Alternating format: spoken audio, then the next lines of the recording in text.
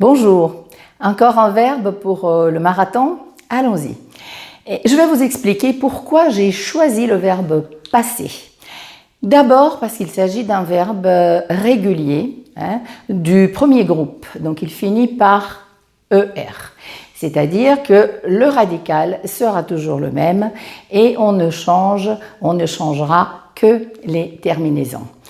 Donc, un seul verbe, passer, sa conjugaison au présent, comme d'habitude, ses différents emplois. Passons donc à l'indicatif présent du verbe passer.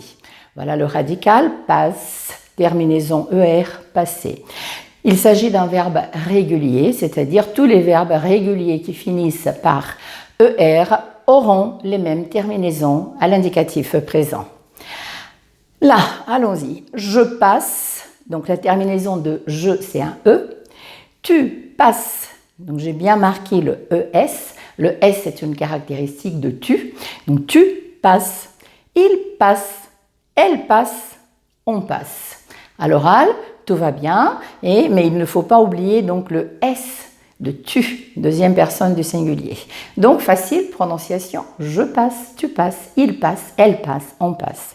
Première personne du pluriel, nous passons, vous passez, ça peut être singulier formel, monsieur, vous passez, madame, vous passez, mademoiselle, vous passez, ou vous passez, vous, tout le monde, vous tous. Vous passez, terminaison EZ. Il passe, même prononciation du singulier. Il passe, elle passe. Donc, elle passe, ENT. NT, je vous ai déjà dit, une marque de pluriel de verbe à l'écrit, jamais à l'oral.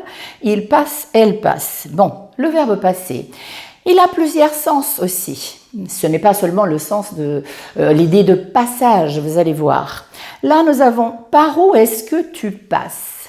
Par où est-ce que tu passes pour aller au château, par exemple? Par où est-ce que tu passes? C'est le premier exemple. On va voir, on en verra d'autres. Donc, voici, j'ai mis sur le tableau.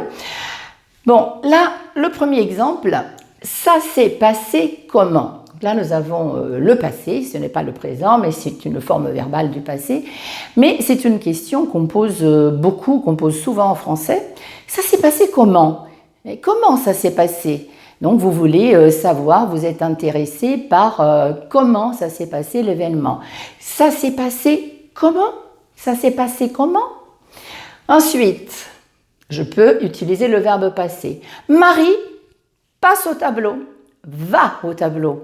Marie passe au tableau, va au tableau. Il passe l'aspirateur. Donc, c'est un électroménager. On dit aussi passer l'aspirateur pour nettoyer la maison, pour enlever la poussière de la maison. Un autre emploi du verbe passer, ça passe quoi au ciné? Qu'est-ce qu'il y a comme film au cinéma? Ça passe quoi au ciné? Ensuite, le bus passe à 11h05, à 11h05. Donc, il ne faut pas le rater. Il passe à 11h05. Il passe. Dans un contexte familier, chérie, passe-moi le sel, s'il te plaît. Donc le sel, le poivre, passe-moi le sel. Sur la table, passe-moi le sel, passe-moi le poivre. Ensuite, elle passe le permis de conduire demain. Elle passe, c'est-à-dire elle va donc participer aux épreuves, aux examens pour avoir son permis de conduire.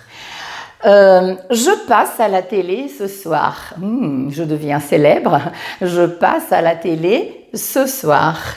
Tu passes me chercher à quelle heure? Tu viens me chercher à quelle heure? Tu passes me chercher à quelle heure? Ah, dans le sens, dans la valeur de rester. Nous passons nos vacances en Provence. Nous passons nos vacances en Provence. Et là, je dis attention car le verbe ici est pronominal et suivi de la préposition de. Attention, se passer de ou des apostrophes a une valeur de s'abstenir. Je vous explique. Je peux me passer de viande. Mais je ne peux pas me passer de fruits. Je suis folle de fruits et j'en mange tous les jours. Donc, la valeur de s'abstenir.